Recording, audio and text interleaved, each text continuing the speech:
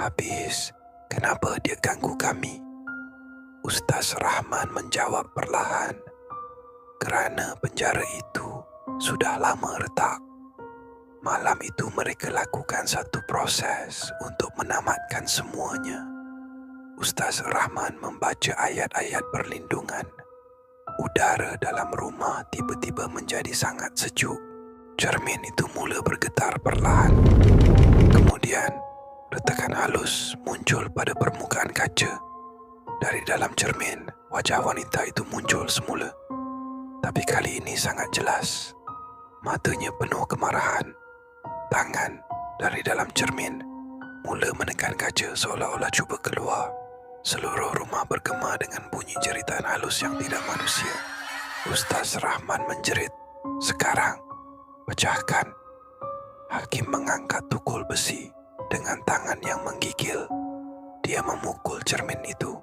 Prah! Kaca pecah berkecai. Pada saat itu juga satu jeritan panjang keluar dari dalam serpihan kaca.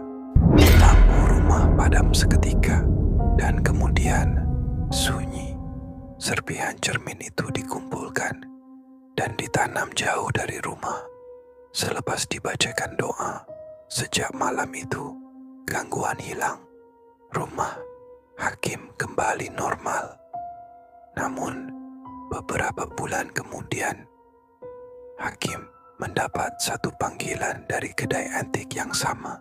Pemilik kedai berkata sesuatu yang membuatkan Hakim terdiam lama. "Encik, saya cuma nak tanya, cermin yang encik beli dulu, encik dah buang kan?" Hakim menjawab perlahan, "Ya, kenapa?" Di hujung talian, lelaki itu berkata dengan suara bergetar, "Sebab semalam seorang pelanggan datang hantar bingkai cermin lama yang sama. Dia jumpa di tempat pelupusan barang lama. Dan menurut lelaki itu, bingkai itu masih utuh. Cuma satu perkara yang membuatkan mereka semua tidak berani menyentuhnya. Di dalam bingkai kosong itu, kadang-kadang masih kelihatan pantulan.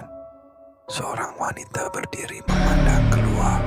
Sekian kisah dari Seram Alam.